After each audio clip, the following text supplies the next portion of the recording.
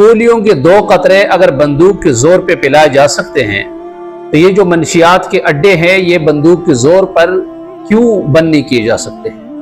Polio نہ پلانے کی وجہ سے دیکھو ایک بندہ اس کا نقصان ہوگا، ایک بندہ معذور ہوگا، لیکن منشیات کے عادی جو لوگ ہیں اس سے تو معاشرے تباہ ہو رہے، گھروں کے گھر تباہ ہو رہے۔ کتنے خوبصورت جوانی رکھنے والے لوگ ہیں لیکن منشیات کے عادی ہونے کے بعد وہ بگڑ چکے ہیں، وہ معاشرے کا فرد ہی نہیں رہا، اور کیسے وہ زندگی گزار رہے۔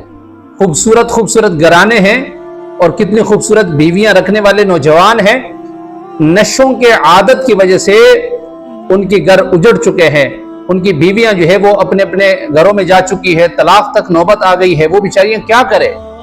یہ جو نوجوان ہے یہ پاؤڈر کا، آئس کا اور منشیات کے عادی ہو چکا ہے۔ تو جس طرح کاروائی پولیو کے خلاف ہو رہی ہے، ہر محکمے والے وہ الرٹ ہو جاتے ہیں، وہ کاروائی کرتے ہیں، گھر گھر جا کے پوچھتے ہیں کہ بھئی یہ بہت موذی مرض ہے اور یہ اگر نہ پلائے جائے تو بچے کی جان کو خطرہ ہے، بچہ معذور ہو جائے گا پوری زندگی۔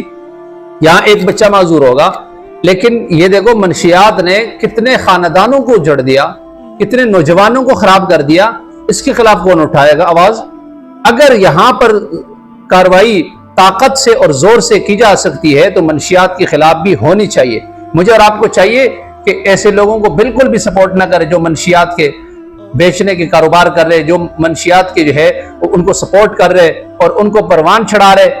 عام طور پر عام بندہ کچھ نہیں کر سکتا، بڑے سطح پہ بڑے بڑے بیڑیے ہوتے ہیں جو اس نظام کو چلا رہے ہوتے ہیں، اس چیز کو آگے لے کے جا رہے ہوتے ہیں۔